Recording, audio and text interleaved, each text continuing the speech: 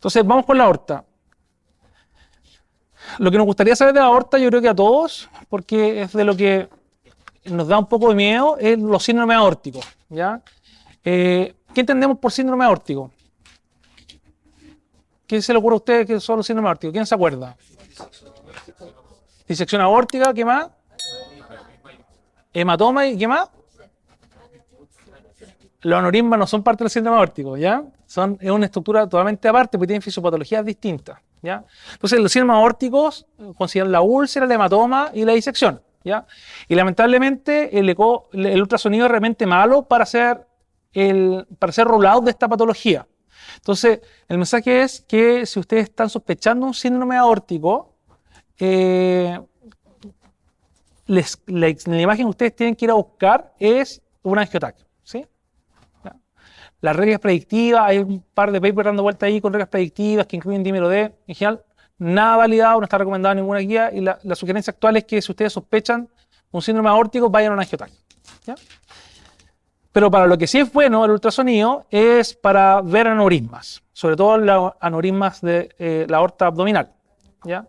Fíjense que en este trabajo la sensibilidad del médico de urgencia para la aneurisma es casi un 100%, 99%, con una especificidad igual muy alta, ¿ya? Así que se nos pasa muy poco aneurisma. ¿Por qué no importa ir a buscar el aneurisma? Porque está asociado a alta mortalidad en el caso que ésta se rompa, ¿ya? Más del 90% de los pacientes que tienen una aorta rota se muere, ¿ya? Se muere, antes de poder hacerle prácticamente nada. Entonces, ¿cuándo vamos a aplicar este examen? ¿Cuándo vamos a hacer un examen de aorta? Principalmente dos escenarios. La primera depende de que ustedes tengan un alto nivel de sospecha, ¿ya? Porque la aorta en general es bien desgraciada, ¿no? De repente da síntomas muy inespecíficos, esta de la masa palpable no sirve de nada, ¿cierto? Yo les contaba al grupo anterior que hace muy poquito rato me tocó ver un paciente que venía por un año de dolor de columna lumbar, un año con lumbago, y hoy día consultaba porque le dolía un poquito más, ¿ya? Yo estaba un poco apurado y dije le voy a pedir un rayo, pero el angelito ahí me dijo no, anda a hacerle una eco a ver si es que encontramos algo, no sé, un cálculo renal o algo así, y cuando viendo el abdomen tenía un aneurisma de 10 centímetros. ¿Ya? Igual lo mandamos para la casa, pero no, esa es otra historia. Y en el otro momento que vamos a ocupar vamos a ir a buscar la aorta, ¿cierto? Va a ser en el protocolo RACH, que es el protocolo, ¿cierto?, para buscar el shock. Un poco de anatomía, para poder ubicarnos. La aorta la podemos separar como en tres sectores, por decirlo así, ¿ya? La parte bien proximal, vamos a hacer como la parte como aorta abdominal proximal, que está compuesta de donde vamos a ver el tronco celíaco, la arteria mesentérica superior. Entre medio vamos a tener la aorta abdominal media, ¿cierto?, donde no hay vasos como importantes, por decirlo así, en el medio. Y más abajo vamos a ver la aorta distal, que es donde se produce la bifurcación de las ilíacas, ¿ya? Entonces vamos a tener tres sectores, por decirlo así, ¿cierto? Proximal, media y distal. ¿Qué tenemos que saber de esto y qué números debemos recordar?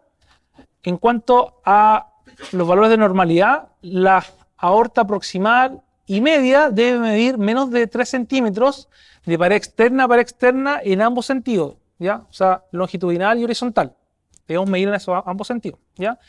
Mientras que la aorta distal, que es principalmente arterias ilíacas, debe medir menos de 1.5 centímetros, ¿ya? Cualquier valor sobre eso debe hacernos pensar que el paciente está cursando con algún aneurisma. ¿Cuáles son los aneurismas que más nos importan? Los más grandes, pues. Y en general, los más de 5 centímetros empieza a aumentar el riesgo exponencialmente de romperse, ¿ya? ¿Cómo vamos a posicionar a nuestro paciente? De cúbito supino, ¿cierto? Con las manos, ¿cierto?, atrás de la cabeza. ¿Qué transductor vamos a ocupar? Vamos a ocupar el transductor curvilíneo, ¿cierto? ¿Y qué imagen vamos a buscar? El esquema es el siguiente. Con el transductor curvilíneo, ¿cierto?, más o menos en línea media, partiendo, ¿cierto?, abajo de la apófisis sifoidea hasta abajo, vamos a ir a buscar una imagen que tiene un borde hiperecoico con posterior hacia abajo con sombra posterior, ¿ya? Que es esta imagen que se ve como grisácea ahí. ¿Y qué imaginan que puede ser esto? Una vértebra, ¿cierto? Y justo al frente, ¿cierto? O al frente de esta vértebra vamos a ver dos vasos, ¿cierto? A la derecha, a la derecha vamos a ver la aorta y a su izquierda van a ver la cava, ¿ya? Entonces, este es más o menos el examen que ustedes tienen que hacer, traductor, ¿cierto? Curvilíneo, con el punto hacia la derecha del paciente, de apófisis cifoides, y van bajando en línea media, ¿cierto? Hasta ver la bifurcación de las ilíacas. ¿A qué altura se produce la bifurcación de las ilíacas? Más o menos donde parte el ombligo. Entonces, miren, ahí está un video de cómo va a explicar en tiempo real cómo hacer el examen, ¿cierto? Fíjense que hay harto gas. El gas es un poco enemigo de la imagen del ultrasonido. Entonces, lo que hace primero es apretar, ¿cierto? Para movilizar un poco el gas. Y ahí se ve el diagrama que le había mostrado yo antes. La vértebra, ¿cierto? Con dos vasos. ¿Qué hacemos ahí? Ajustamos la profundidad para dejar la imagen bien centrada, ¿sí? Y medimos ambos diámetros, ¿cierto? Longitudinal, horizontal, de pared externa a pared externa. Si estamos en aorta proximal y media, ¿cuánto es lo máximo que puede medir? 3 centímetros. ¿Y la ilíaca? 1.5, ¿cierto? Muy bien. Si ya somos un poquito más quisquillosos y vamos a ir viendo la anatomía, vamos a ver que a nivel de la aorta proximal podemos identificar el tronco celíaco, que se va a identificar con un signo que se llama el signo de la gaviota. ¿Ya? Vamos a mostrar la imagen nuevamente, que se ve ahí. ¿Sí? ¿Lo ven? Si bajamos un poquito más, vamos a lograr ver la arteria mesentérica superior, ya que tiene esta imagen como del reloj. Yo la verdad es que no veo el reloj, yo solamente veo con esa pared más hiperecoica, pero salvo eso, no, hay mucha imaginación en el ultrasonido, ¿ya? Y a medida que vamos bajando a nivel del ombligo, fíjense cómo se separan la aorta, ¿cierto?, en dos estructuras más pequeñas anecoicas que van a ser las ilíacas. ¿Sí? Ahí, para el que no lo vio, ahí está. ¿Dónde ocurre esa bifurcación? Más o menos a la altura del ombligo. ¿Sí? Acá súper bien, pero recordar que hay otro tipo de aneurisma que son los aneurismas saculares. Con la técnica que le acabamos de mostrar, vamos a pillar la gran mayoría de los aneurismas, pero porque van a ser los aneurismas que son fusiformes, ¿ya? Pero hay un par de aneurismas que haciendo esta técnica no lo vamos a ver, entonces tenemos que hacer una variación de esta técnica. Entonces, ¿qué hacemos? Nos vamos a poner con el traductor en forma paralela a la aorta, y de esta forma ver irregularidades, ¿cierto?, que pueden estar ocurriendo, ¿cierto?, a nivel de la pared. Entonces, esta sería una aorta, ¿cierto?, normal, por decirlo así, en un corte, y ahí sería un aneurisma fusiforme. ¿Sí? Vamos a ver una imagen real, cómo hacerlo. Entonces, lo que hacemos es girar el transductor, ¿cierto?, con el punto hacia la cabeza del paciente. De esa forma, dejamos nuestro transductor alineado de forma paralela con la aorta. ¿Qué se logra ver? Una estructura tubular. Miren, tenemos la aorta y aquí vemos una estructura tubular. ¿Qué debemos hacer ahí también? Medirla, de pared externa a pared externa. ¿Cuánto debe medir? Lo mismo que la técnica anterior que enseñamos. ¿Sí? Protocolo, súper sencillo, de apófisis cifoide, ¿cierto?, hasta abajo, hasta que veamos la bifurcación de la aorta en las ilíacas. ¿Sí? Entonces, fíjense en la imagen de la izquierda cómo se ve una aorta normal, y fíjense en la imagen de la derecha cómo se ve una aorta bien dilatada. Una normal y una aneurismática. ¿Qué hizo ahí el colega? Midió de pared externa a pared externa. ¿Está normal o alterada?